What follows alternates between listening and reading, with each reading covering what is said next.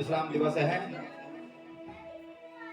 और कल का प्रसंग जो हम सुन पाए, कल था रुक्मणी मंगल, शादी होनी थी सुषमाल के साथ में, अब उठा देखे कोई और। तो यही ये कथा तो भगवान की लीला है, लेकिन इन कथाओं से हमें भगवान एक तरह से समझाना चाहते हैं, बताना चाहते हैं। पहले दिन से मैं कहता आया हूँ कि ये अभिमान कतई ना करें, लक्ष्मी हमारी है, लक्ष्मी तो नारायण की है। अब जब तक ये तीन ही अवस्थाएं हैं, दान, पहले तो भोग, फिर है दान, और भोग तो कर लिया, दान में कंजूसी, और तीसरी अवस्था है फिर नाश। लक्ष्मी अपना रास्ता निकाले देती है, ये न प्रकार निकाले देती है। जबरदस्ती हठ पूर्वक बलात्पूर्वक अपना मान करके बैठोगे तो नारायण किसी न किसी रूप में शिशुपाल की तरह लज्जित करते हुए, यानी लक्ष्मी यश भी देती है और लक्ष्मी अपयश कारक भी बन जाती है। तो इसी प्रकार से नारायण के चरणों में समर्पित हुई। गोसाई जी के परिवार सौभाग्यशाली हैं, विक्रम सिंह गोसाई जी, इनका परिवार, जो कि इस प्रकार से लक्ष्मी का सदुपयोग, तो ये लक्ष्मी यश दे के जाएगी, यश कारक है। अन्यथा आप देख रहे हैं संसार में अचानक कोई एक्सीडेंट हो गया, अचानक कुछ ऐसी दुर्घटनाएं हो गई। कोरोना काल में आप जानते हैं कितना लाखों करोड़ रुपए लोगों लग गई और उसके बाद भी हाथ कुछ नहीं आया। तो तात्पर्य ये हुआ, तीन ही अवस्थाएं हैं और श्रीमद् भागवत में 5 अवस्थाएं लक्ष्मी की और बताई गई है। लक्ष्मी आपके पास 100 रुपए आता है तो 5 हिस्से उसके कर दो। अपना मान कर, पहले दिन बता रहा था कि अपने मान करके उसको पता ही ना बैठे। सबका अधिकार उसमें है, हमारा भी है, बच्चों का भी है, वस्त्र वाले का भी है, नाई का भी है, मूर्ति का भी है, धोबी का भी है, ब्राह्मणों का भी है, सबका ही है, सबका अधिकतर भी है। और शास्त्र ये कहता है कि लक्ष्मी जो है, किसकी अगर आपके पास 100 रुपए आ रही है तो उसके 5 भाग कर दो। एक भाग तो अपनी इस्तेमाल के लिए, एक भाग जमा कर दो, एक भाग अपने कारोबार में लगा लो, 3 चौथी अवस्था है, एक भाग अपने सज्जनों में। जब आपके पास लक्ष्मी बढ़ती है, धीरे धीरे बढ़ती है, तो सज्जनों को भी आस होती है कि हमारे भी कोई एक साहस जुड़ा रहता है। और कहीं मुसीबत के समय में आपने मुंह फेर दिया तो फिर एक भाग उनके लिए भी सदुपयोग के लिए, यानी मदद के लिए, ये स्वजन हिताय चा। और 5वां है दान पुण्य। इस प्रकार से तो यही कथा ये सिखाती है कि लक्ष्मी अपने मान के न बैठे, पुत्री की तरह उसका पालन करे। लग रहा है कि पुत्री बड़ी हो रही है, सयानी हो रही है, उसकी वर को ढूंढे और अच्छा सा वर करके उसका प्राणिग्रहण संस्कार कर दिया जाता है अपनी लड़की का। यदि आपने समय पर नहीं किया तो कभी फिर वो स्वयं ही भाग जाती है। सयानी हो गई, आपने कोई प्रबंध नहीं किया, वर की तलाश नहीं की, तो कभी कभी अपयश कारक भी बन सकती है, स्वयं भी भाग सकती है। तो सयानी होने से पहले उसी प्रकार से लक्ष्मी सयानी हो गई, बढ़ रही है, धीरे धीरे परमात्मा की कृपा से है। हम तो चाहते हैं सब धनवान बने, सबके यहाँ धन का भंडार बना रहे, लक्ष्मी के वास सदा रहे और उसका भगवान की कृपा से सद्बुद्धिवान भी बने रहे। तो आइए सज्जनों, कथा में प्रवेश करने से पहले भगवान नाम संकीर्तन तत्पश्चात प्रारंभ करेंगे आज की। वृंदावन बिहारी लाल की, सीताराम वंदना, राधे श्याम वंदना, सीताराम वंदना, राधे श्याम वंदना, अंजलि के लाला जी की बार बार वंदना, अंजलि के लाला की बार बार वंदना, राम वंदना, राधे श्याम वंदना, सीताराम वंदना, राधे श्याम वंदना, अंजलि के लाला जी की बार बार वंदना, अंजलि के लाला जी की बार बार वंदना। जय हो, हर हर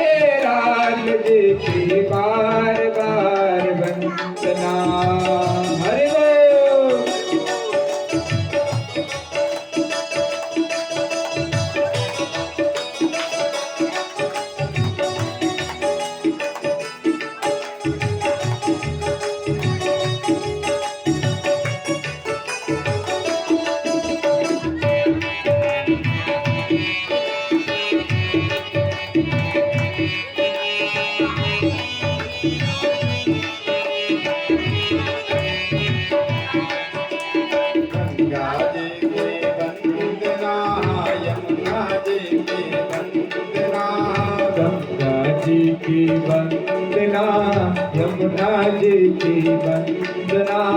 सरस्वती मैया जी की बार बार वंदना। सरस्वती मैया जी की बार बार वंदना। राम वंदना, राधे श्याम वंदना, अंजनी के लाल जी की बार बार वंदना। हर हर बोल।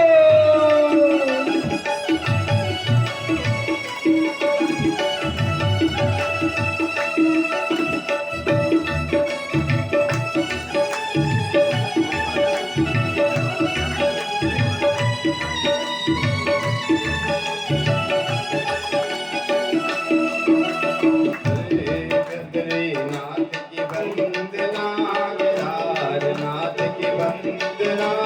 बद्रीनाथ की वंदना, केदारनाथ की वंदना। उत्तराखंड धाम की बार बार वंदना। उत्तराखंड धाम जी की बार बार वंदना। सीताराम वंदना, राधे श्याम वंदना, अंजनी के लाल जी के बार बार वंदना।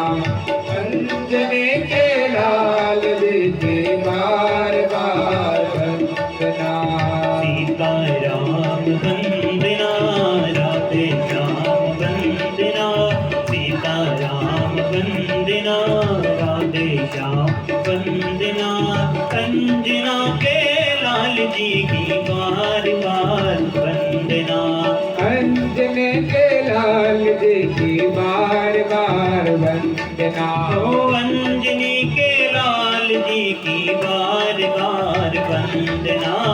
अंजनी के लाल जी की बार बार वंदना। हजार बार वंदना। बारंबार वंदना। हजार बार वंदना। बारंबार वंदना। हजार बार वंदना। बारंबार वंदना। ओ अंजनी के लाल जी की बार बार वंदना। अंजनी के लाल जी की बार बार वंदना। हजार बार वंदना।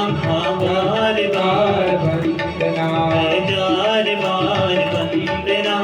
बार बार वंदना। हजार बार वंदना। बार बार वंदना। वृंदावन बिहारी लाल की, श्रीमद् भागवत महापुराण की, बैठाना महामाई की, बड़गुनाथ भैरव देव की। सज्जनों आइए कथा में प्रवेश करते हैं। आपने कल सुना रुक्मिणी मंगल, भगवान ने रुक्मिणी को हरण करके ले गए और द्वारका में बड़ी धूमधाम से रुक्मिणी का स्वागत आपने कल देखा। ही बैठा बैठा पूर्ण बड़ा आदर सम्मान हुआ। और आज जो है कहते हैं भगवान का ये तो हुआ राक्षसी विधि से विवाह, और भगवान के एक ही विवाह नहीं हुए थे। भगवान के 8 विवाह एक तरफ और 16,100 विवाह एक तरफ। तो परीक्षित ने प्रश्न पूछ दिया कि हे गुरुदेव, आपके चरणों की वंदना करते हैं। बोलो सुखदेव भगवान की, आपके चरणों की वंदना करता हूँ। और हमने सुना है कि भगवान जी के और भी विवाह हुए हैं, तो वो विवाह कैसे हुए? तब सुखदेव जी ने कहा, राजन भगवान जी के और विवाह इस प्रकार से कि एक बार की बात है, भगवान एक सत्यराजित नाम का राजा था। उनके पास साम्यंतक नाम की एक मणि थी।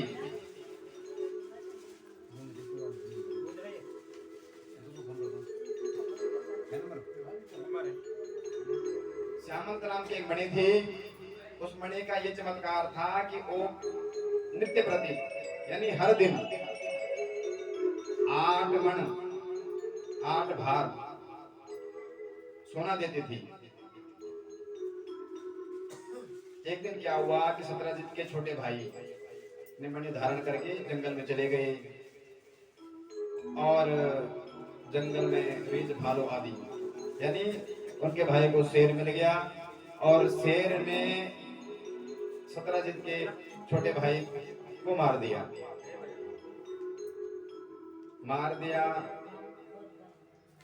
तो अब खलबली मच गई, परंतु सत्राजित राजा को वहम हो गया कि राजा हमारे द्वारिकापुरी के राजा हैं कृष्णचंद्र जी, ये शुरू से नटखट हैं और इनको ये पता था कि हमारे पास श्यामंत नाम की मणि है।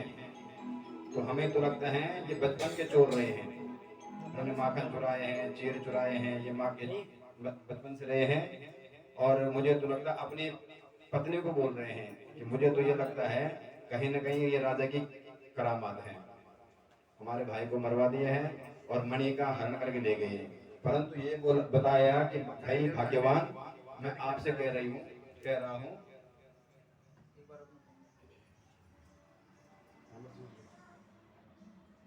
बोलो वृंदावन बिहारी लाल की, श्रीमन्नारायण नारायण नारायण, श्रीमन्नारायण नारायण नारायण, श्रीमन्नारायण नारायण नारायण, श्रीमन्नारायण नारायण नारायण नारायण नारायण, लक्ष्मी नारायण। वृंदावन बिहारी लाल की। सत्राजित नाम के राजा ने अपने धर्मपत्नी से कह दिया, भाग्यवान मुझे तो लगता है कि ये कृष्ण की करामात है, परंतु अब जो होना साथ सो हो गया, आप किसी से मत बोलना। अब माताओं का स्वभाव होता है, किसी से मत बोलना, बोल दो तो तब तो जरूर बोलेंगे, तब तक एक तरफ बीमार पड़ी रहती है, मन में बात बसती नहीं है, किसी को बोला नहीं इसका ना बोल दो, इसमें पक्की बात है। अगर मन में अगर आप ये बोल दो, ये थोड़ा इंपॉर्टेंट बात है, जरूर ये कोई खास बात है, इसको तो थोड़ा सा छिपा के रखो, तब तो जरूर बोलेंगी। तब तक इनके चेहरा लटका रहता, अजीब सा पर खाना बचता ही नहीं है। अरे ये हालांकि अच्छी बात है, माताओं को स्वभाव होना निर्मल मन जन सो मोहि भावा। भाई हमारे पास आए कोई वस्तु छुपाई, भाई आगे फोन करो उसको, हो जाने हम तो निर्मल थे, पवित्र थे, हुए नहीं थे। तो इनके धर्मपत्नी ने क्या किया कि यही बात अपने पड़ोसन आई कोई खास भरोसेमंद। अब दूसरी बात है कि भाई साहब विश्वास जिसका आप प्रगाढ़ करो, विश्वासघात वही करेगा। कहते भाई राजा ने मेरे को बताई, लेकिन किसी को बोलने मत, बहन मैं आपको बता रही हूँ, ये कृष्ण बड़ा नटखट है, हमारे देवर जी की हत्या कर दी। अब आप भी मत बोलना किसी से, अपन को स्वभाव वही। उन्होंने आगे बोल दिया, करने करने जपन जया, कानों के रास्ते होते हुए ये बात राजा तक पहुंच गई, यानी द्वारिकाधीश के कानों में पड़ गई कि आप पे एक कलंक और लग गया, रण छोड़ का कलंक लगा, माखन चोर का कलंक लगा, चीर हरण का कलंक लगा, अब एक और लग गया। अब राजा ने कहा भाई ये तो कब तक कितना झेलता रहूं। प्रजा में खलबली मच गई कि 8 भार मत सोने के चक्कर में इन्होंने हत्या करवा दी। तो राजा द्वारकाधीश बड़े चिंतित हुए, भाई अब इस कलंक को हमें पता भी नहीं, इस कलंक को मिटाएं कैसे। तो द्वारकाधीश एक दिन के बाद आए, कहते हैं उसी मणि को ढूंढने के लिए अपने सैनिकों के साथ में निकल पड़े जंगल की ओर। खूब खोजबीन की और एक जगह क्या देखते हैं, खूब खोजबीन की और द्वारिकाधीश जी जामवंत की गुफा तक पहुंच गए। जंगल में जामवंत की गुफा थी और जामवंत जी ने जिस शेर ने सत्राजित के भाई को मारा था, जामवंत जी उस शेर से भिड़ गए और शेर को मार करके देखा कि शेर के मुंह में कुछ चमक रही है, तो शेर को मारा और शेर के मुंह से मणि लेकर के जामवंत जी अपने गुफा में पहुंच गए। और ये मणि जामवंत जी ने अपनी बेटी जाम्बवती को उपहार में दे दी। अब राजा इधर से द्वारकाधीश निकले, घूमते फिरते सामने गुफा देखी, गुफा में चमकती हुई कोई रोशनी नजर आई, चल पड़े। पहले तो 17 दिन तक युद्ध हुआ जामवंत जी का और द्वारकाधीश का, देश जी का। जब जामवंत जी की 17 दिन तक हड्डी पसली एक हो गई, बलशाली ये भी थे, शेर को मार करके मणि छीनना कोई आसान बात है, बल पराक्रमी ये भी थे। 18 दिन ये जान गए कि प्रभु अब तक मैं अज्ञानता के कारण आपसे लड़ रहा था, लेकिन अब मैं जान गया कि मेरे सामने कोई साधारण सी शक्ति नहीं है, कहीं ना कहीं आप मेरे ही प्रभु हैं। तो तब कहते चरणों में झुके और तब आने के कारण पूछा, हे द्वारकानाथ, कि हमारे हृदय सम्राट राम जी के स्वरूप हैं आप, आना कैसे हुआ, हमारे को पता कैसे आना हुआ आपका। तब द्वारकाधीश ने बताया कि महाराज आपके घर में जो ये मणि है, इस मणि के चक्कर में हम बदनाम हो गए हैं समाज में, और हम इस मणि को लेने आए हैं। जामवंत जी ने कहा, महाराज इसको तो हम अपनी बेटे को दान दे चुके हैं, अब दान दे ही वस्तु, खास करके बेटी को वापस कैसे लें। तो जामवंत जी ने एक युक्ति सुझाई कि प्रभु एक काम करें, एक उपाय है कि आप मेरी बेटे से विवाह कर लो और दहेज में मणि ले जाओ। भगवान ने कहा जैसी प्रभु इच्छा, और हो गया जंगल में मंगल। दूसरा विवाह वही संपन्न हो गया और बदले में वो श्यामंतक नाम की मणि लेकर के द्वारकाधीश घर को अपने द्वारका नगरी में पधारे और दूतों को भेज करके सीधे ही सत्यजीत जी को निमंत्रण दे दिया कि कल आप राजसभा में आइए। अगले दिन गए सत्यजीत जी, तो कहते हैं भगवान ने उठा करके वो मणि चुपचाप से उनको दी। महाराज बड़ी बदनामी हो रही थी इसके कारण, ये आपकी मणि है, हमने कहीं ना ले गई है, कुछ नहीं किया, ये हमें इस प्रकार से मिली, ले लो आपकी मणि ले लो। 1 मिनट में जनता में धाव बदल गई। जो कह रहे थे कि ये तो बचपन के चोर हैं, ये हैं, अब वो कहते द्वारकाधीश से कर ही नहीं सकती जनता। जनता में तो हवा का उल्टा है वाह वाह वाह वाह वाह वाह। अब वाह वाह होने लगी, हवा का एकदम हवा का झोंका बदल गया और वही जनता आप कहने लगी द्वारकाधीश के पास क्या कमी है, द्वारका में कहीं हीरों का भंडार, सोने का भंडार, वो भला एक मणि के पीछे क्यों दौड़ते हैं। और भगवान ने वो मणि कहते हैं सत्यजीत को दे दी। अब सत्यजीत राजा को बड़ी लज्जा हुई कि हमने तो भाई राजा को ही कलंकित बदनाम कर दिया। तो सत्यजीत ने कहा, महाराज अब ये मणि आप ही रखे। भगवान ने कहा मणि तो हम कतई नहीं रखेंगे, ये आप ले जाइए। सत्यजीत ने कहा, महाराज एक काम कीजिएगा, मेरे पास मेरी एक बिटिया है, उनका नाम है सत्यभामा,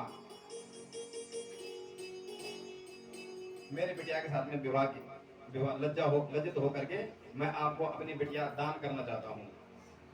भगवान ने कहा जोई राम सोई राम, स्वीकार हो गया। दूसरा विवाह यहाँ पर संपन्न हो गया। बदले में राजा ने कहा द्वारकानाथ, बदले दहेज स्वरूप में आपको ये मणि आपको ही निवेदित करता हूँ। भगवान ने कहा इस मणि के चक्कर में मैं नहीं पढ़ूंगा, अब नहीं पढ़ूंगा। प्रजा में दोबारा हवा बदल सकती है, प्रजा कह सकती है ये कृष्णचंद्र द्वारकाधीश बड़े तीक्ष्ण बुद्धि के हैं, विलक्षण बुद्धि के हैं। कैसी युक्ति बनाई कि लड़के से शादी कर दिया, बदले में मणि, आखिर में मणि का अपने कब्जे में करी दी, तो मणि का कलंक मेरे पे दोबारा ऐसे ही रहेगा। विवाह कर दिया, परंतु मणि कह मैं नहीं लूंगा। तो फिर एक योजना बनी। सत्यजीत के नाम के राजा ने कहा, प्रभु ये मणि तो मैंने अपनी बिटिया को दान कर दी। तो भगवान ने कहा एक काम करते हैं, ये मणि तो रहेगी आपके ही घर, और इससे जो नित्य प्रति 8 मन भार सोना निकलता है, ये सोना आप राजकोष में जमा कर दिया करो। सहमति बन गई। इस प्रकार से कहते हैं इस मणि के चक्कर में भगवान की 2 विवाह और हो गई। कितनी हुई? 3। अब कहते हैं एक दिन की बात है, भगवान द्वारका से निकले और इंद्रप्रस्थ दिल्ली को कहा जाता था, इंद्रप्रस्थ नगर, यहाँ पांडव लोग रहा करते थे। इंद्रप्रस्थ नगर में भ्रमण के लिए आए हुए थे, पांडवों से मिलने के लिए आए हुए थे, अच्छी तरह से मुलाकात की और भगवान का मन हुआ कि चलो यमुना पार जरा घूमे आए। तो अर्जुन को साथ में लेकर के भगवान कालिंदी, ये यमुना जी जो जिनकी दुर्दशा आज हो रखी है, तो यमुना तट पर घूमने के लिए निकले हुए थे। इतने में क्या देखते हैं कि एक कन्या यमुना किनारे तपस्या में लीन है।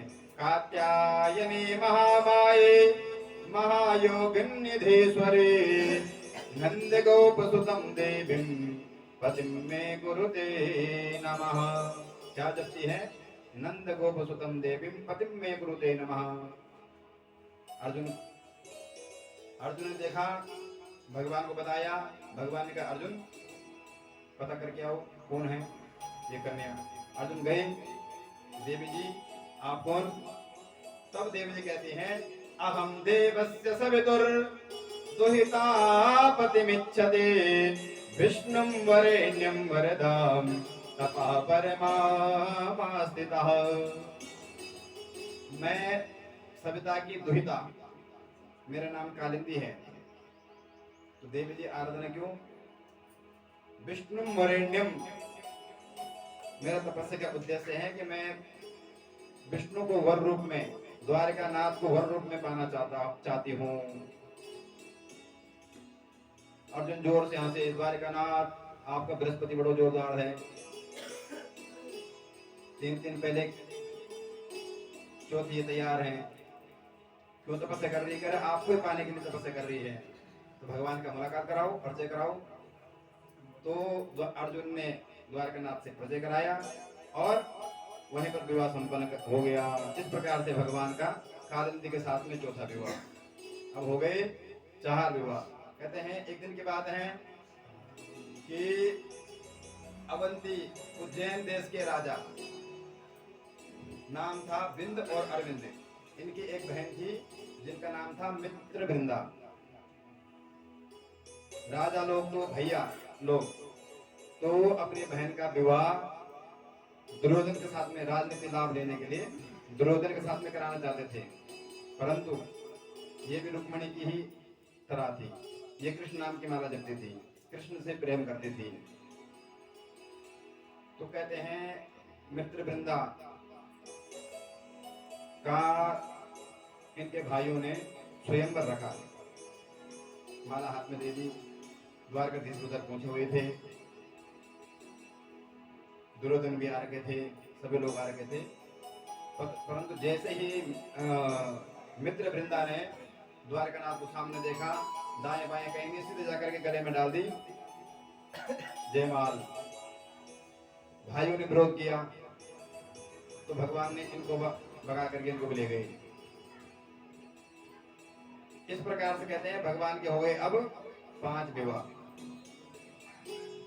जामवंती, सत्यभामा, कालिंदी, रुक्मणी और 5वीं मित्रवृंदा, 5 विवाह। अब कहते हैं एक दिन की बात है कि कौशल नरेश, एक राजा थे कौशल नरेश, जिनका नगद नाम के एक राजा थे, उनकी बेटी का नाम था सत्या देवी। राजा की प्रतिज्ञा थी, शर्त थी कि जो वीर पुरुष 7 बैलों को एक साथ मत लेगा, एक साथ बांध लेगा, रोक देगा, उसी के साथ मेरे कन्या का विवाह होगा। भगवान यहाँ पे पधारे हुए थे, सब लोगों ने प्रयास किया, किसी से कुछ नहीं हो पाया। भगवान ने अपने ही 7 रूप बना करके 7 बैलों को एक मुट्ठी से बांध दिया और शर्त जीत गए, हो गया जय मालियामी। अब हो गया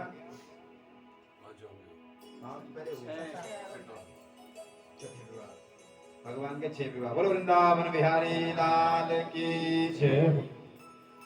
और एक बार कहते हैं भगवान की बुआ श्रुतकीर्ति भगवान से बड़ा स्नेह करती थी, तो वात्सल्य बढ़ाने के लिए भगवान के साथ प्रेम संबंध प्रगाढ़ करने के लिए बुआ सुरतीकीर्ति की बेटे का नाम था भद्रा। बुआ ने भद्रा देवी का विवाह भगवान से तय कर दिया और ये हो गया 7वां विवाह। अब कहते हैं एक दिन की बात है कि भगवान ने एक दिन ऊपर चक्र में मछली घूम रही है और नीचे पानी में उस चक्र का प्रतिबिंब देखना है, नीचे देखना है और तीर ऊपर साधना है। लक्ष्य भेदन की एक शब्द थी। वहां पर भी सभी राजाओं ने भरपूर प्रयास किया, सब विफल रहे। अब भगवान पूछे तो भगवान ने चक्र भेदन करके शब्द जीती और लक्ष्य भेदन करके शब्द जीती और लक्ष्मणा नाम की देवी से विवाह यहाँ संपन्न हो गया। ये हो गया भगवान के 8 विवाह। 8 विवाह तो अलग अलग हुए, परिस्थिति प्रतिकूल थी, परंतु अब कहते हैं 16,100 विवाह एक साथ हुए। कहते हैं एक प्राग ज्योतिषपुर के एक राजा थे, उनका नाम था भूमासुर। भूमासुर बड़ा दुष्ट प्रवृत्ति का राजा था। इसने संकल्प किया हुआ था कि 20,000 कन्याओं से एक साथ शादी करूंगा। तो जिस नगर में, जिस गांव में, जिस गली में जो भी युवती लड़की मिलती थी, ये उसको उठाकर हरण करके अपने बंदी गृह में डाल देता था। और ऐसा हरण करते करते, अपहरण करते करते संख्या हो गई थी 16,100। सभायोर गरुडारूढ़ प्राग ज्योतिषपुरम ययो। तो एक दिन के बाद है, किसी दूत ने आकर के राजा को द्वारिकाधीश को सूचना की कि भूमासुर नाम का दैत्य है, राक्षस प्रवृत्ति का राजा है और इस प्रकार से कन्याओं का अपहरण करता है। भगवान चल पड़े। कहते हैं भगवान ने भूमासुर का उद्धार किया, भूमासुर को वध किया और जो 16,100 कन्याएं कैद खाने में कैद थी उन सबको मुक्त किया। कन्याओं ने आकर से भगवान से कन्याओं का दे दिया, अब आप निर्भीक होकर के अपने घर को प्रस्थान कर सकती हैं। कन्याओं का भगवान हे प्राणनाथ, आपने हमें बंधन से मुक्त तो कर दिया, लेकिन ये संसार का बंधन है, अब हमें कौन अपनाएगा, किस किस का मोह हम बंद करेंगे। इतने सालों तक राजा के बंदी गृह में रहे, हम कहाँ जाएं, हमें स्वीकार करो।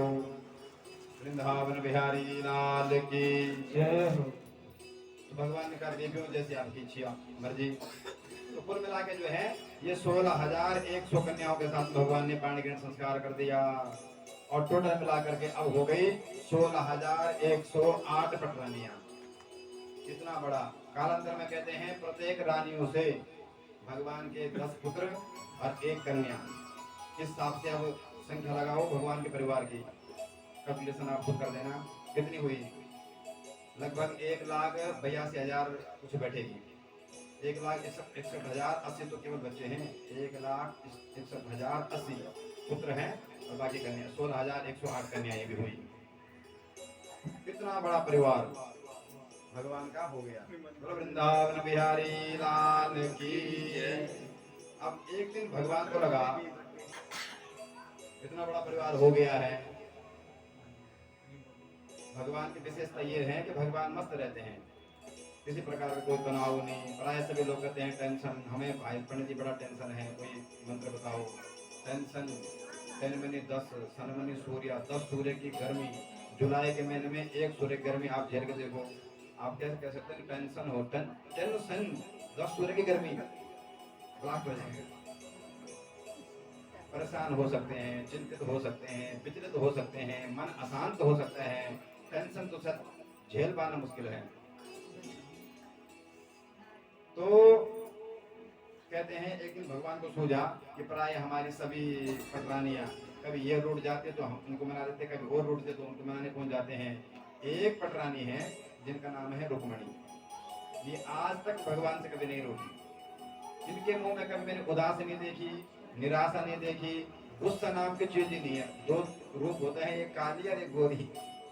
काली मैया स्त्रियों का एक काली रूप होता है, जब दिखते हैं तो बाप रे आप ऐसी भी थी कल्पना से बाहर। तो भगवान ने देखा मैं सबका काल रूप तो देख लिया है, लेकिन रुक्मिणी का काल रूप अभी तक में नजर नहीं आया। हमेशा प्रसन्न रहती हैं, पति प्रिया। और वृंदावन बिहारी लाल की जय हो। एक दिन भगवान को सूझा रुक्मिणी को जरा नाराज करके देखें। भगवान पहुंच गए भवन में, रुक्मिणी के भवन में जाकर के आराम से आंख बंद करके गुमसुम होकर के बैठ गए नाराज मुद्रा में। रुक्मिणी आई, देखा कि प्रभु क्या बात है, चिंतित लग रहे हैं। भगवान ने बात नहीं की। दोबारा आग्रह किया, कुछ नहीं बोले। दोबारा आग्रह किया, रुक्मिणी घबरा गई, प्रभु कौन सा अपराध हो गया, क्या गलती हो गई। आज तक मैंने आपका मुखमंडल कभी इतना उदासीन, तो कभी इतना दीनहीन, इस अवस्था में तो कभी नजर नहीं आया आपको। और आज आपके माथे में चिंता के लगे रहे, क्या मेरे से कोई अपराध बन गया, या कोई और कारण है, बताइए। तब भगवान ने कहा, देवी जी मैं तो एक बात बताना चाहता हूँ कि आपने मेरे से प्यार क्यों किया। ये प्रेम परंपरा तब भी थी, बुरी नहीं है, कतई बुरी नहीं है। बच्चे समझदार हो गए, पढ़े लिखे हो गए, बड़े हो गए, अपने हिसाब से चयन कर सकते, स्वतंत्र हैं।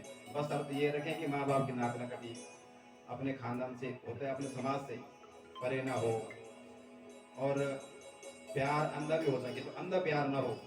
जहाँ पर दिखे कि हाँ ये उज्जवल भविष्य है, हमारे से हमारी बिरादरी का है, माँ बाप भी सहमत हो जाएंगे, तो एक बार सहमति जतानी चाहिए कि हम इनको चाहते हैं, आपकी क्या इच्छा है, तब तो बुरा नहीं है।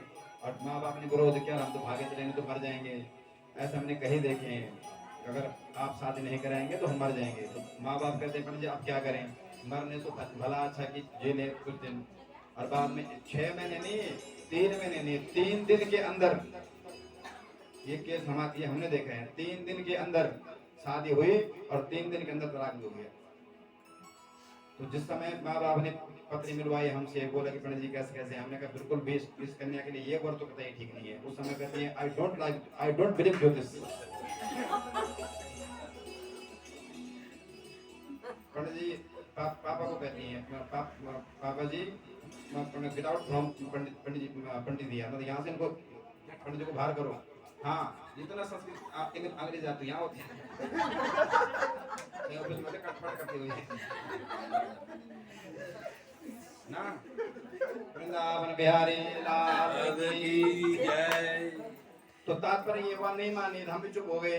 मैंने कहा जी जो कन्या बोली मैं समझ तो रहा हूँ, अब हम क्या कह सकते हैं, निकले।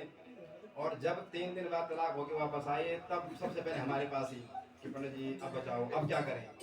जब घाव था तब तो आपको इंजेक्शन हम दवाई दे रहे थे, प्रयास कर रहे थे, और घाव 3 दिन में ही कैंसर बन गया। कैंसर भी ऐसा बन गया कि अब इलाज नहीं है, नामुमकिन है, अब क्या करें। देवी जी अब नहीं हो सकता, अब एक ही कारण है, जो होना सो हो गया।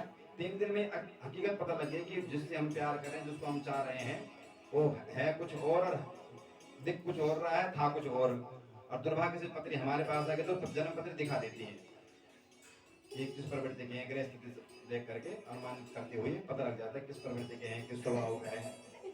तो तब तो नहीं माने। अब ये स्थिति है कि सपना भी आते हैं तो बिल्कुल आज ये सपने आया, कब ये मन का, ये सपने दिखाने से अच्छा था कि हकीकत में जब बताया था आपको उस समय मान लेती, तो बात बन जाती, जीवन बच जाता। और हमें वही, हमारे दक्षिणा ही वही है। भगवान से कामना, प्रभु आपने पंडित बनाए हैं, द्विज बनाए हैं, द्विज माने दूसरों के लिए जीवन। तो हमारी ज्योतिष विद्या से या हमारे पूजा पाठ से किसी के जीवन में परिवर्तन आता हो तो इससे बड़ी दक्षिणा क्या हो सकती है। तो तात्पर्य ये हुआ, बोलो वृंदावन बिहारी लाल की। रुक्मिणी ने भगवान से प्यार प्रेम किया था, तो भगवान ने रुक्मिणी को थोड़ा परीक्षा लेना चाहे, इसकी चेहरे की उदासी कैसी होती है, गुस्सा होती कि नहीं होती है, क्या इस प्रकार से। तब भगवान ने परिहास में कह दिया, देवी जी आपने मेरे से प्रेम क्यों किया, क्या क्या सोच के मेरे से आपने प्रेम किया है। रुक्मिणी का महाराज इतने साल हो गए हैं, 7-8 बच्चे भी हो गए हैं, ये बात आप अब सोच रही है। भगवान ने कहा, देवी जी आप ये बताओ, ना तो हमारा कोई खानदान का पता, जेल में पैदा हुए होते ही चुपचाप से रातों रात भाग गए, दिन में नहीं रात को 12 बजे, काली अंधियारी रात में, जन्म भी शुभ घड़ी में नहीं, जेल खाने में, शत्रुओं के मध्य में, माँ बाप का पता नहीं है किसको माने, इनको माने उनको माने किनको माने। कुलहीन, कुली का पता नहीं हमारा, लोग हमें रणछोड़ कहते हैं। तो आपने क्या गुण देखे जो आपने मेरे से प्रेम किया? देव जी, शिशुपाल भी बुरा नहीं था, शिशुपाल भी राजा था, तो शिशुपाल को छोड़ करके मेरे से आपने क्यों प्रेम किया? रुक्मिणी घबराई, ये अजीब सी बातें कैसे कर रहे हैं प्रभु, आपको हो क्या गया है, इतने साल बाद आप बोल रहे हैं। भगवान का देवी इसलिए बोल रहा हूँ, अभी भी कुछ नहीं बिगड़ा, तलाक ले लेते हैं। अब रुक्मिणी का माथा खराब, हे भगवान 8 बच्चे हो गए, 8-9 बच्चे हो गए, शादी हुई 30 साल हो गए, आज तुम प्रभु आज ये बात। रुक्मिणी तो बिल्कुल चेहरे की हंसी गायब हो गई, और ऐसी जिस काली माँ के परमात्मा दर्शन करने चाह रहे थे वही काली माँ छा गई चेहरे पे, बोल कुछ नहीं पाई, गुम सुम क्या जवाब दूं, इनकी बुद्धि खराब हुई कैसी, आज ऐसा हो क्या गया, किसने भड़का दिया? पराए लोग ये कहते किसने भड़का दिया, हुआ क्या? बोलो वृंदावन बिहारी लाल की। रुक्मिणी कहते हैं जैसे भगवान छेड़ना रुक्मिणी से बर्दाश्त नहीं हो पाया, सीधे ही बेहोश चकराने लगी, बेहोश होकर जैसे गिरने लगी, भगवान ने तुरंत एक हाथ लगा करके सहारा दे दिया और गिरते गिरते बचा दिया। अरे देवी जी बाबरी हो गई, होश में लाए प्रभु, तब बोला कि देवी जी क्षमा करना, मुझे नहीं पता आप इतना प्रेम करते मेरे से। ये सुनते ही चकरा गई। अयम ही परमो लाभो गृहेषु गृहमेधिनां यन्मैर्नियते यामः प्रियया विरुभामने।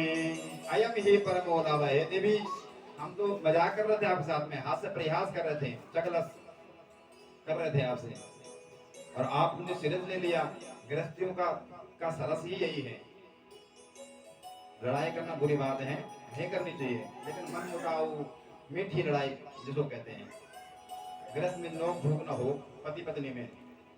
कभी तुम रूठो तो हम मनाएंगे, तुम रूठे रहो मोहन हम तुम्हें मना लेंगे, तुम रूठे रहो मोहन हम तुम्हें मना लेंगे, हम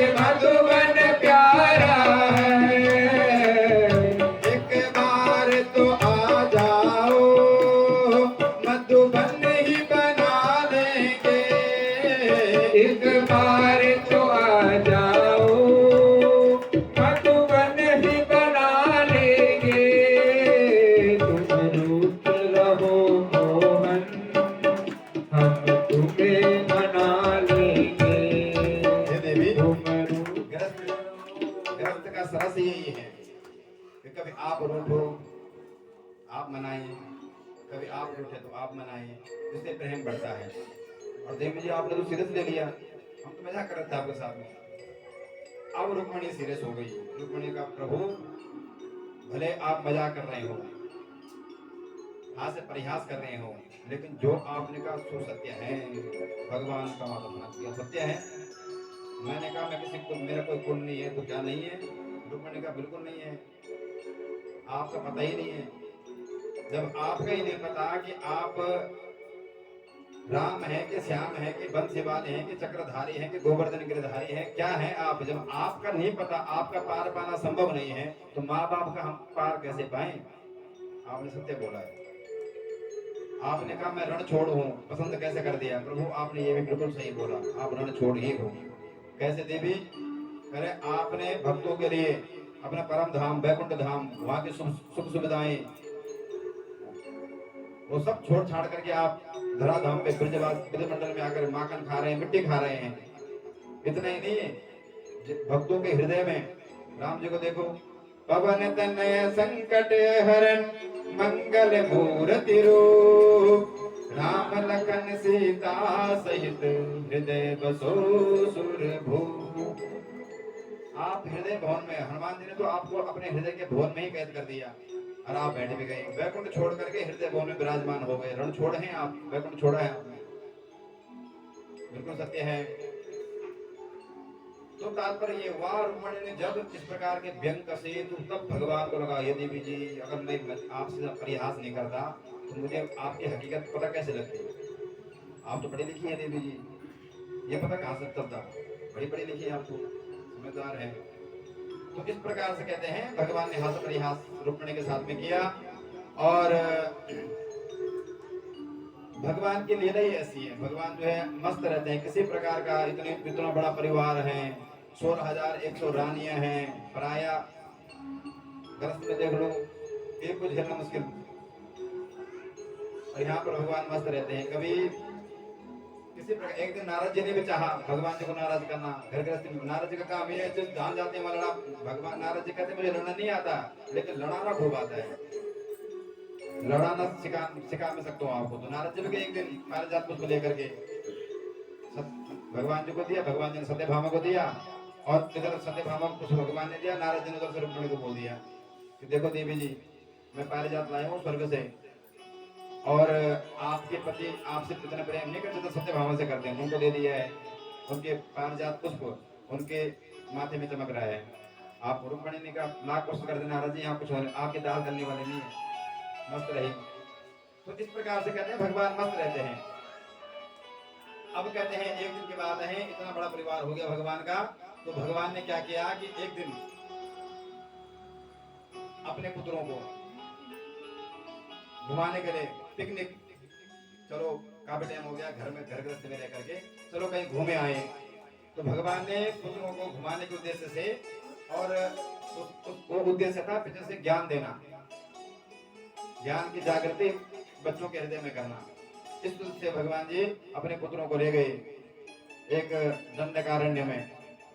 बच्चे उधर जंगल में या उस क्षेत्र में खेल रहे थे, भगवान ने एक जगह आकर के विश्राम कर रहे थे। तो बच्चों ने क्या देखा, अचानक कुएं में एक गिरगिट, बड़ा भारी गिरगिट पड़ा हुआ है। बच्चे डर गए, भागते भागते भगवान की शरण में, प्रभु बचाओ, उधर इतना बड़ा गिरगिट।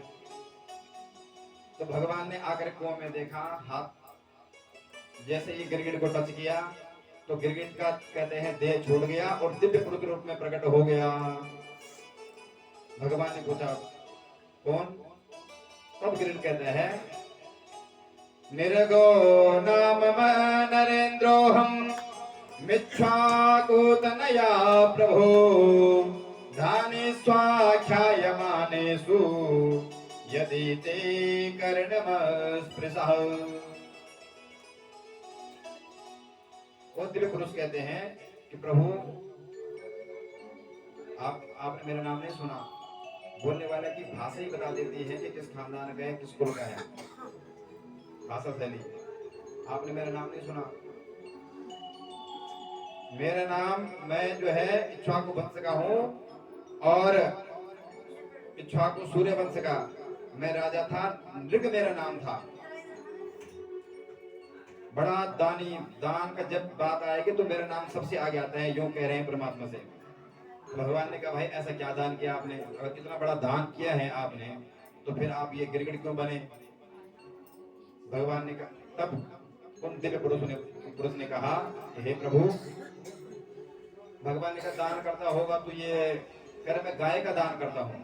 मैंने गाय का दान, एक गाय नहीं, कहता है ब्रह्मांड में तारे गिने जा सकते हैं, जंगल के पेड़ गिने जा सकते हैं, परंतु मैंने जो जितनी गाय का दान किया है असंख्याता सहस्राणि जैर अधिभूम्याम देखागुं सहस्रायु जनेव धन्वानि तन्मसे। असंख्य हजारों करोड़ों जिनकी गिनती नहीं है, इतनी गाय का दान किया है।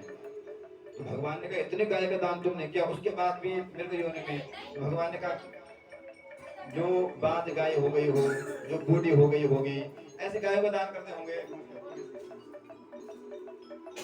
नारायण नारायण नारायण श्रीमन्नारायण नारायण नारायण भजमन नारायण नारायण नारायण। रावण बिहारी लाल की।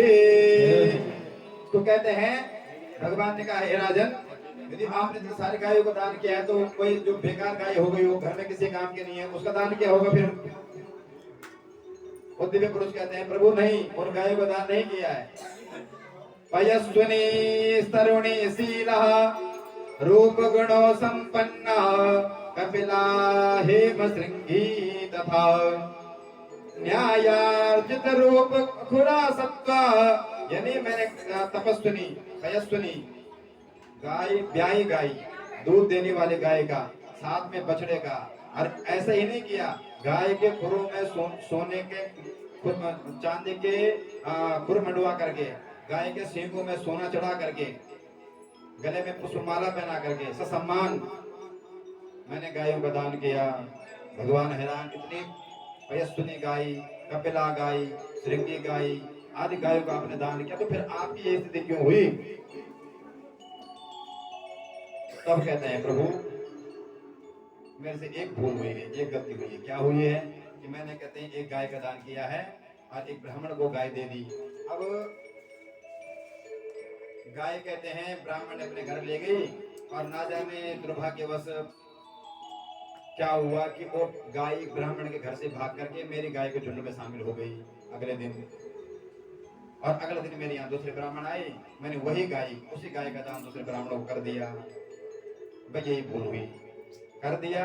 तो कहते हैं, ये ब्राह्मण जी यहाँ से गाय लेते हुए जा रहे थे, वो ब्राह्मण वहां से अपने गाय को ढूंढते आ रहे थे, रास्ते में दिख गई, दोनों का आपस में भेद हो गई। एक कहता है कि ये मेरी गाय है, मेरे घर से भागी है। दूसरा ब्राह्मण कहता है कि अबे भी राजा ने मुझे दान की है, ये मेरी गाय है। दोनों मेरे पास में आ गए। अब मैं धर्म संकट में, क्या करूं? गाय वही है, यही गाय कल दान कर दी, यही गाय आज दान कर दी। अब मैं इनको दूं या इनको दूं, निर्णय नहीं ले पाया। ब्राह्मण क्रोध होकर गाय छोड़ के चल पड़े और उसी के कारण कालांतर में धराधाम पे हैं तो मृत्यु तो होनी है। मरने के बाद गया जहाँ सबने जाना है। तो धर्मराज समय पहुंचा तो वहां जाकर के हमारा पूरा चिट्ठा पता होता है, क्या तुमने किया है, कब तुमने किया है, कैसा तुमने किया है, सब विवरण पूरा लाइव टेलीकास्ट सब तुम्हें दिखाया जाएगा। यहाँ पर तो आप छुपा भी सकते हैं, हमने गलत कर दिया, ऐसा कर दिया, वैसा कर दिया, तो चलो थोड़ा और ज्यादा कर दो, यहाँ वहाँ पुलिस आदि को थोड़ा बहुत रिश्वत आदि दे करके छूट सकते हैं। और एक होता है चित्रगुप्त, हमारे आत्मा में ही जैसे जैसे हम करते हैं वो ऐसे से अंकित हो जाते हैं, सब डिट्टो वैसे वहाँ पर पूरा टेलीकास्ट जो आपने किया वही आपके मस्तिष्क में अंकित हो जाता है। तो तात्पर्य ये हुआ, फिर वहां पर गया, हमने सारे अपने देखे, तो तब जाके कहते हैं, धर्मराज ने कहा, राजन आपने पुण्य तो बहुत किए हैं लेकिन आपसे पाप भी हुआ है, तो अब आप बताओ आपको क्या सजा चाहिए, तो कौन से कर्मों का फल आपको पहले चाहिए, पुण्य का चाहिए कि पाप का चाहिए? तो राजा कहते हैं, प्रभु हमने सोचा अगर पुण्य का पाप कम है तो पहले पाप ही भोगे। तो उस पाप के कारण गाय एक ब्राह्मण को देकर के दूसरे ब्राह्मण वही गाय चली गई, उस पाप के कारण मैं गिरगिट बना हूँ। और प्रभु आज आपका चरण स्पर्श हुआ है, मैं धन्य हो गया हूँ। यूं कह करके भगवान प्रणाम किया और परम धाम को प्रस्थान। प्रभु वृंदावन बिहारी लाल की जय हो। ये दृश्य दिखा करके भगवान ने बच्चों को एकत्रित किया, एक सभा बिठाई और वहां पर बच्चों को समझाया कि यदुवंशी बालकों, आपने देखा एक ब्राह्मण का मात्र दान भी किया, दूसरे वही गाय दान भी की है और उसके फल स्वरूप इतना बड़ा गिरगिट बन करके एक जन्म बिताना पड़ा। तो कहीं आपसे संतों का, ब्राह्मणों का अपमान न हो जाए, ये समझाना चाहते हैं बालकों को, क्योंकि परमात्मा को अच्छी तरह पता है आगे की लीला कि आगे श्राप भी लगाना है, बच सकते हो तो बच जाओ। भगवान इंडिकेट करते हैं, थोड़े बोलते इंडिकेट करते हैं। तो ब्राह्मणों को शिक्षा दी, भगवान कहते हैं, नाहम हालाहलम मन्ने विषम यस्या प्रतिक्रिया ब्रह्मस्वम ही विषम प्रोक्तम नास्या प्रत्यय विधिर्बभू। भगवान कहते हैं ना हम हालाहलम मन्ने, ना मैं हालाहल विद से मुझे भय नहीं है, ना इंद्र के वज्र से मुझे भय है, मुझे किसी से कोई भय नहीं है, लेकिन एक भय है इन ब्राह्मणों का। ये अगर रूठ जाए, ये कुपित हो जाए तो कौन सा श्राप कहाँ पर दे दें, और वो फलीभूत भी होता है। ये भगवान का ही वरदान है ब्राह्मणों को।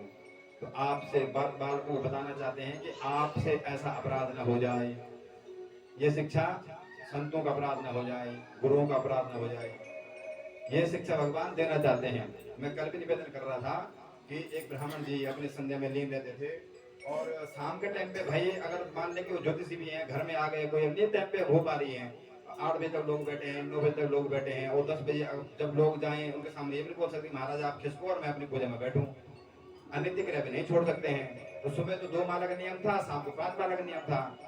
सुबह इसलिए कि किसी के यहाँ जाना 2 माला करके निकल पड़े, और शाम को फुर्सत में है, सोने तो घर में, और क्या करना है, तो उनके शाम को आराम से करें। तब तो कोई आ जाए उनका चाय पानी पीने है, हेलो हाय राजी खुशी उसका क्षमता पूछनी है। टाइम लग गया, 8 बज गए, कभी कभी 9 बज गई। अब 9 बजे हो गए तब ब्राह्मण देव अपने नित्य क्रिया में बैठे, और ये अफवाह फैल गई क्षेत्र में कि वो तो रात की पूजा करते हैं। अब बताओ ब्राह्मण क्या वो अपनी नित्य क्रिया छोड़ दें? अब किस का मुंह बंद करें? हम तो कहते हैं चलो ये अफवाह है, और यही एक गलत फहमी हम आप महाभारत का कारण यही बनी, यही गलत फहमी। जिस घर में आप देखना कलेश है, कला है, आपस में विचार नहीं मिलते हैं, यही गलत फहमी है। पड़ोसी में विचार नहीं मिलते हैं, रिश्तेदारों में विचार नहीं मिलते, गलत फहमी है। यदि ऐसी अफवाह फैल भी गई है तो आपका कर्तव्य बनता है कि पहले तो उसका समाधान निकालें, बैठे ये बात सत्य कि नहीं है, जाए वहां देखने के लिए कौन सा तंत्र प्रयोग हो रहा है, रात को कौन से मुंडे रखी है, बकरे की कि भैंसे की, किसके रखी हुई है, देखे जा करके। अच्छा नहीं देखने जा रहे हैं तो कम से कम बिठाएं उनको, गलत फहमी दूर करें। नहीं, और उस बेचारे का आजीविका खराब। वो तो ब्राह्मण भगवान का भक्त, भगवान यहाँ एक रात बंद कर 10 रात को देते हैं। पर सोचो, तो हमारे कहने का मतलब ये है किसी का दिल दुखाना हमारा उद्देश्य नहीं है, किसी की भावना को ठेस पहुंचाना उद्देश्य नहीं है। उद्देश्य सिर्फ इतना है कि यदि आपस में भी कहीं ऐसी गलत, उन्होंने हमारे लिए ऐसा बोल दिया, उन्होंने हमारे लिए ऐसा बोल दिया, एक ने बीच में भड़का, दूसरे ने कुछ बोल दिया, यदि ऐसी बातें सामने आती भी हैं तो मन में रख करके वो फिर एक तरह से धीरे धीरे गैस बन जाते हैं, फिर ब्लास्ट होता है। तो भलाई इसमें है। अच्छा कहा है तो क्यों ना हम जाके सामने बैठ के समाधान करें, ये बातें कैसी हैं, क्या है।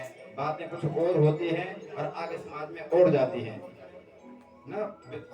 पत्रकार चटपटी खबर कुछ और है। नारद जी, सती महारानी अपने आप देहाग्नि प्रकट कर दी, नारद जी ने खबर बनाई कि भोलेनाथ गजब हो गया, दक्ष ने ऐसा धक्का मारा कि इसलिए हवन कुंड में स्वाहा, और भोलेनाथ माता खराब।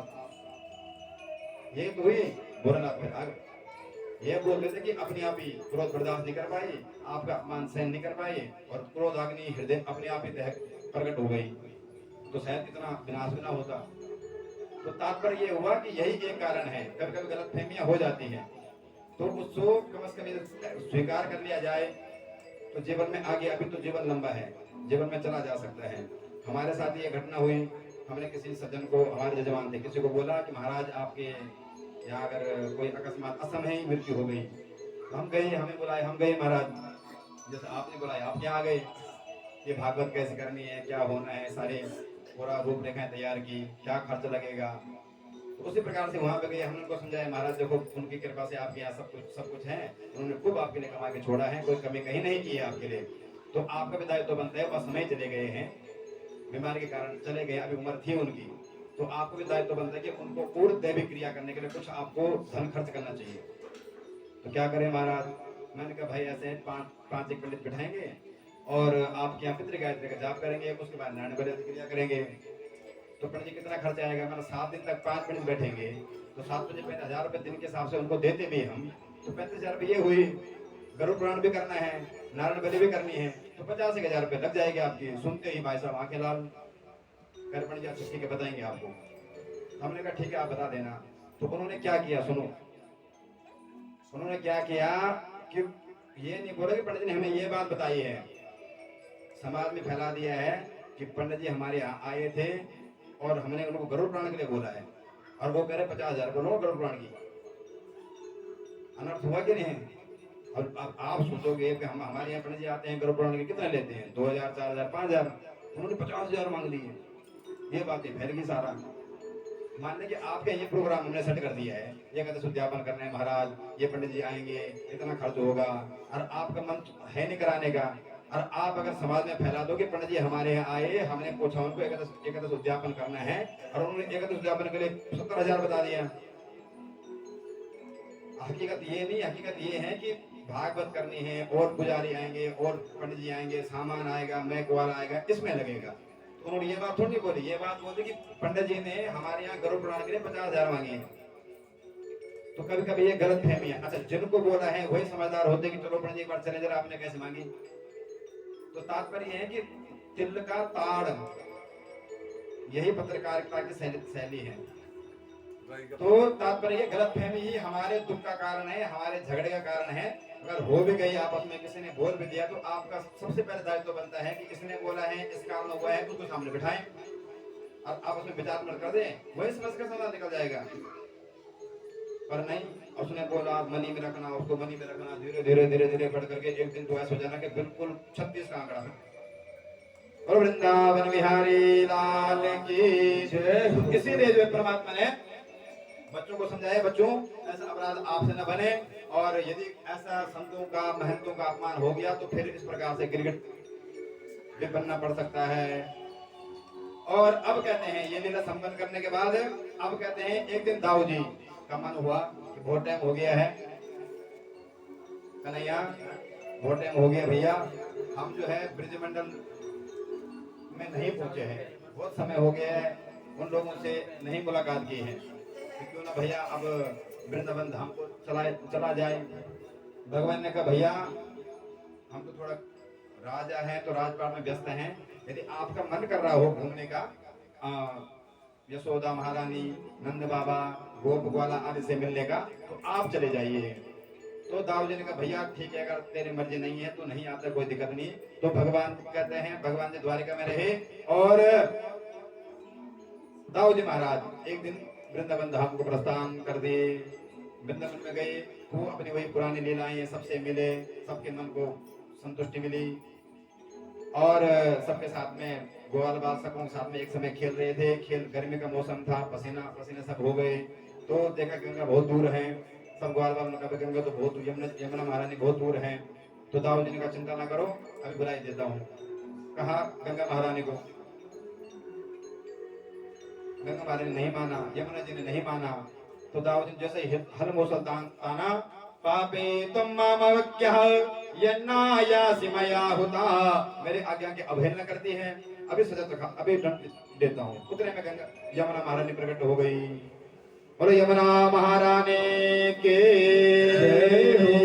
गंगा जी, गंगा जी गंगा जी गंगा जी, तुम छन मेरी अपनी माँ जी।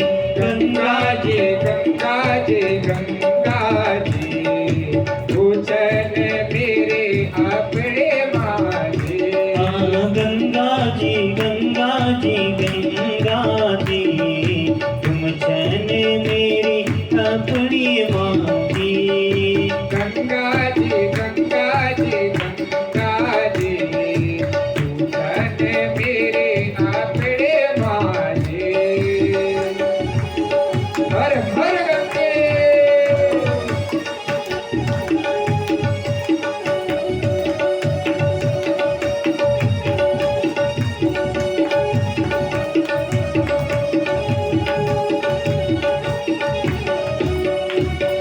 तेरा दर्शन महादेव तरसांगा, तेरा दर्शन देव तरसाना, व्याकुनि भगते मधुपाणुलांगा, व्याकुनि भगते उपानुलाना, तेरा दर्शन महादेव तरसांगा, व्याकुनि भगते मधुपाणुलांगा।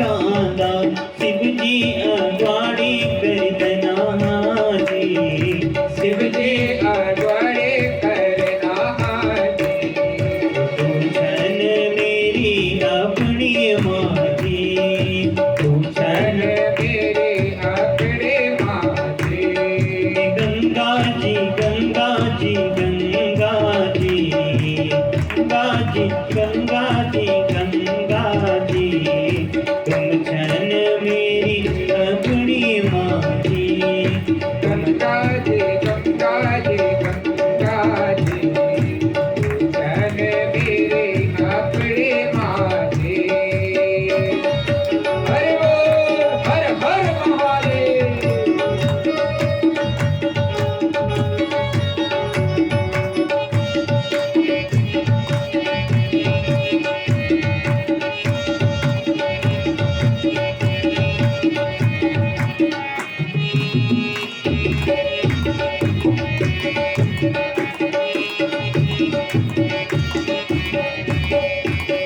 फिर मंदिर माँ ऊंचा गंगोत्री फिर मंदिर ऊंचा गंगोत्री छोटी बेड़ी तेरी रोंदी यमुनोत्री छोटी बहन तेरी रोंदी यमुनोत्री फिर मंदिर माँ ऊंचा गंगोत्री हाँ छोटी बेड़ी तेरी रोंदी यमुनोत्री दावी दिलदारों की हवा लांदी दावे जबदारों के हवाला तू चन मेरे अपने माजी तू चन मेरे अपने माजी गंगा जी गंगा जी गंगा जी गंगा गंगा जी गंगा जी गंगा जी तुम छन मेरी अपनी माँ जी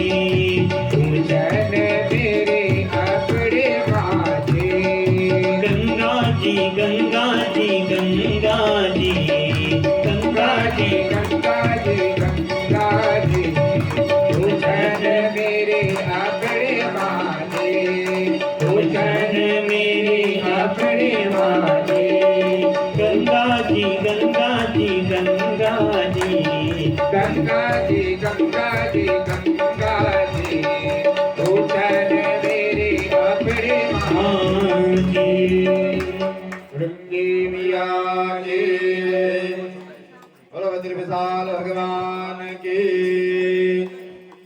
तो कहते हैं दाऊ जी वृंदावन धाम को छुट्टी में निकल रखे थे और जैसे ही दुष्ट लोगों ने सुना, दुष्ट प्रवृत्ति के राजाओं ने सुना कि भगवान द्वारिका में अकेले हैं, दाऊ जब तक दाऊ जी द्वारिका में रहे तब तक किसी की हिम्मत नहीं हुई द्वारिका पे आंख उठा के देख सके। अब दाऊ जी गए वृंदावन धाम 2 महीने की 1 महीने की नहीं, पूरी 2 महीने की छुट्टी में छुट्टी लेके जा रखे हैं। और इतने में जो है दुष्ट जैसे ही दुष्ट लोग दुष्ट प्रवृत्ति के राजाओं को ये पता लगा, तुरंत जो है द्वारिका में कहते हैं टेढ़ नजर निगाहों से देखने लगे। कहते हैं एक था राजा पुंडरीक, उसका मित्र था काशी राज। तो एक समय काशी राज ने पुंडरीक को भड़काना शुरू किया, इस समय द्वारिका में भगवान अकेले हैं और द्वारिकाधीश अकेला है और यही मौका सही है, तू भगवान बन सकता है, तो एक काम कर, तो भगवान बन और द्वारिका की गद्दी मिल सकती है, द्वारिका पे आक्रमण हमारा हो सकता है, हम द्वारिका के राजा बन सकते हैं। तो क्या करें, तो थोड़ा सा नाटक करना होगा क्योंकि वो छह छबीला मुरली वाला द्वारिकाधीश बन के बैठा हुआ है, तो उसके जैसे नाटक करना होगा। वो गरुड़ पे घूमता है, उड़ता है, तो इस प्रकार से तुझे भी थोड़ा सा यानी अपने को भगवान सिद्ध करना होगा। तो तुरंत जो है पुंडरीक राजा ने कहते हैं एक दूत को द्वारिकापुरी में भेज दिया और भगवान को पत्र एक द्वारिकापुरी में भेज दिया कि वासुदेवोऽवतीर्णोऽहम् एकम एवाच मे परा भूतानामनुकंपार्थम त्वं तु मिथ्याविदां त्यजः। वासुदेव का अवतार हो गया है, आप जो वासुदेव बन करके बैठे हैं आप झूठे हैं, आप नकली हैं, असली भगवान का अवतार हो गया है। दूत ने जैसे पत्र भगवान को दिया, भगवान ने पढ़ा, दाऊ जी ने, अर्जुन जी वहां पर थे, दाऊ जी गए हुए थे, अर्जुन ने पढ़ा, कह रहे भगवान आपका पता साहब क्या लिखा है, कह रहे लिखा है कि वासुदेव जी का अवतार हो गया है, भगवान का अवतार अब हुआ है और आप जो भगवान बन करके बैठे हैं आप नकली हैं, असली भगवान आ गया। भगवान को बड़ी हंसी आई और वो इधर आ रहे हैं। भलाई इसमें है कि द्वारिका नगरी को छोड़ दो और कहीं कंदराओं में जाकर कंदमूल फल खाओ और हरि का भजन करो। भगवान ने हंसते हुए दूत से कहा कि आप जाइए और अपने भगवान को कहो कि हम उनके दर्शन करने के लिए वहीं आ रहे हैं, आप यहाँ आने का कष्ट न करें, हम आ रहे हैं। दूत दौड़ करके ये समाचार वापस आया। जैसे ही पुंडरीक ने यह समाचार सुना कि भगवान यहीं आ रहे हैं, डर के मारे कांपने लगा। काशीराज को बोला, मित्र मूर्ख और संत दूसरे मित्र भड़का रहा है, बन कर। तो अब उसके पास गया, भाई ये सब करामात तेरी है, तूने बताया मेरे को, नकली भगवान बन। इसने क्या किया, नकली गरुड़ पंख बना दिए, उड़न खड़ोला तैयार कर दिया, बटन दबाता है, टुर्र देके घूमने लग गया तो ऊपर की ओर, कभी यहाँ घूमता कभी वहां घूमता, नकली भगवान। लोग समझेंगे कि हाँ उसने बोले इस प्रकार से बन। तो अब क्या करे भैया, भगवान इधर द्वारकानाथ इधर ही आने वाला है। काशीराज ने कहा, मित्र बड़ा काम करना है, राजगद्दी हत्या पानी है तो थोड़ा बहुत रिस्क लेना पड़ता, मैं हूं ना साथ में, काहे घबराता है, चिंता ना कर, आने दो उनको, कुछ बाल बांका नहीं होगा। कहते हैं भगवान द्वारकाधीश से पहुंचे पुंडरीक को मिलने के लिए, और जैसे ये भगवान के सामने नाटक करना शुरू करता, जनता में हवा बदल गई, वास्तव में भगवान दिख रहा है और भगवान को ऊपर से लड़काता है, कभी यहाँ से लड़काता है, जहां बटन दबाए वहीं भाग जाता है। भगवान ने पहले तो खूब इसका दृश्य देखा, भैरव के रूप लोगों को दिखाया, और उसके बाद कहते हैं भगवान ने सुदर्शन चक्र चलाया और इसकी गर्दन जा करके कट करके सीधे ही काशीराज में गिर गई। बोलो वृंदावन बिहारी लाल की। और इस प्रकार से तात्पर्य ये हुआ, ये कथा ये कहनी चाहती है कि कलयुग में हम दो चार नकली लोगों से संपर्क हो जाए, भैरूप या ढोंगे मिल जाए तो कोई बड़ी आश्चर्य की बात नहीं है। जब भगवान धराधाम पर थे, लीला सुनन कर रहे थे, तो तब भी नकली बनने की चेष्टा, नकली बनने की हिम्मत जागृत थी।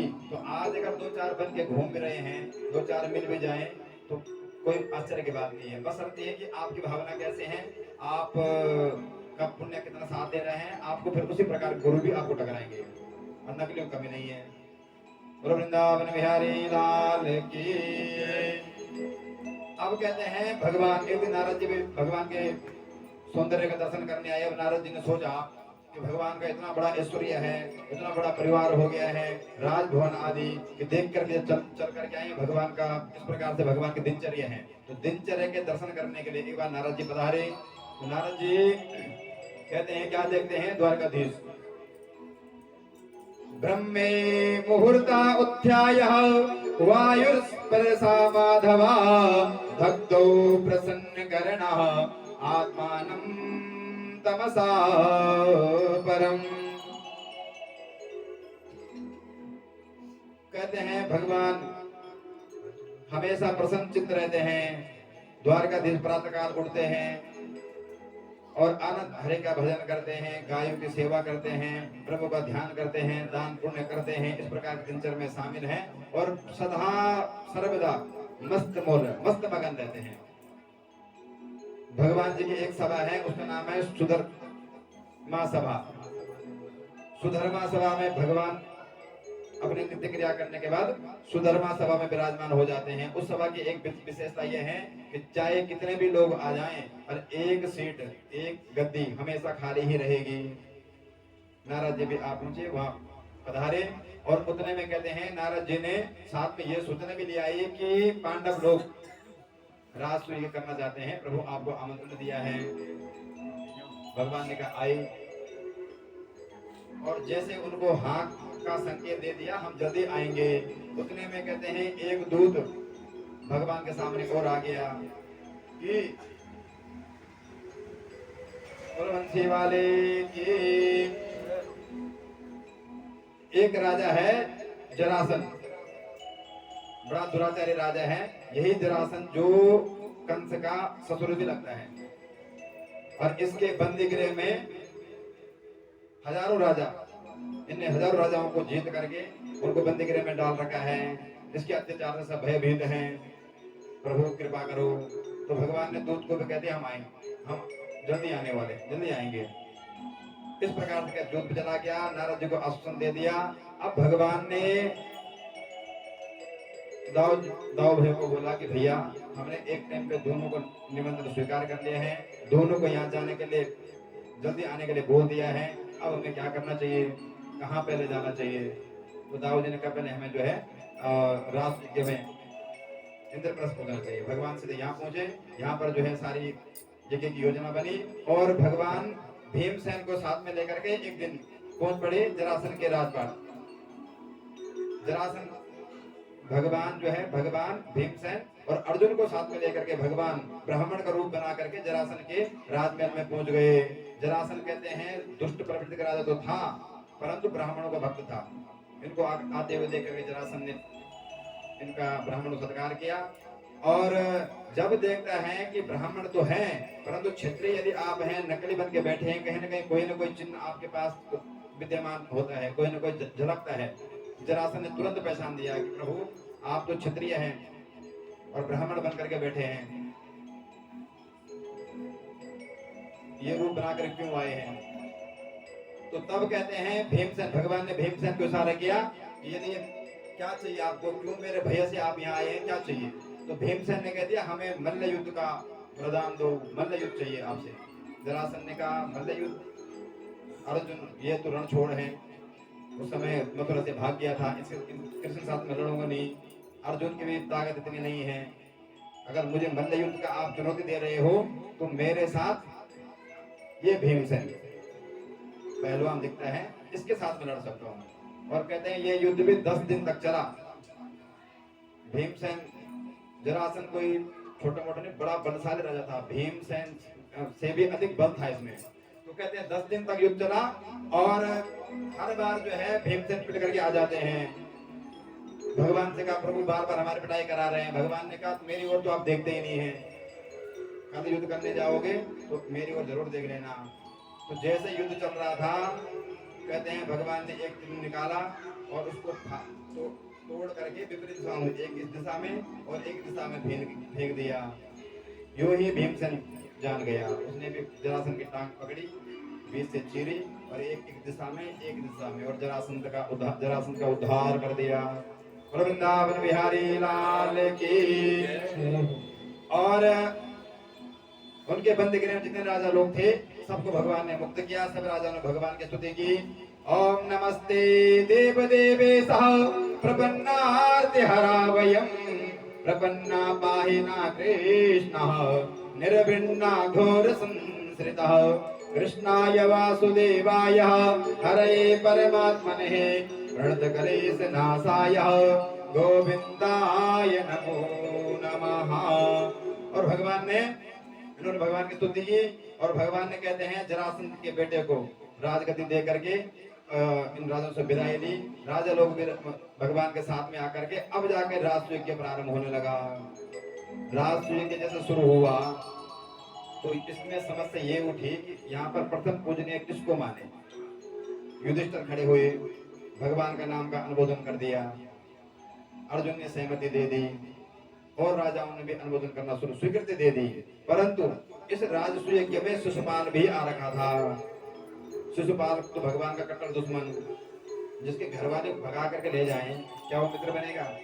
तो कहते हैं शिशुपाल खड़ा हो गया, शिशुपाल ने गाली देना शुरू कर दिए, आप भले सब लोग इनको प्रथम पूजनीय बनाओ परंतु मैं इनको पूजनीय कतई नहीं स्वीकार कर सकता हूँ। मुझे और दिन याद है, मैं दुल्हन लेने गया हुआ था, बारात गई हुई थी और इन्होंने क्या मेरे साथ में किया। तात्पर्य ये हुआ कि शिशुपाल ने भगवान को गाली देना शुरू कर दिया।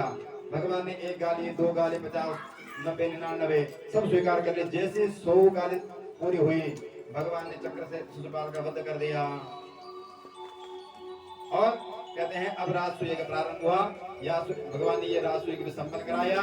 इसी राजसूय यज्ञ में दुर्योधन आए हुए थे, दुर्योधन को चक्कर में पड़ गए, इनको जो है जल में थल और थल में जल दिखाई दिया और कहते हैं जल थल जान करके जल में गिर पड़े और पांडवों की हंसी आ गई। ये हंसी कहते हैं आगे चल करके महाभारत का कारण बना।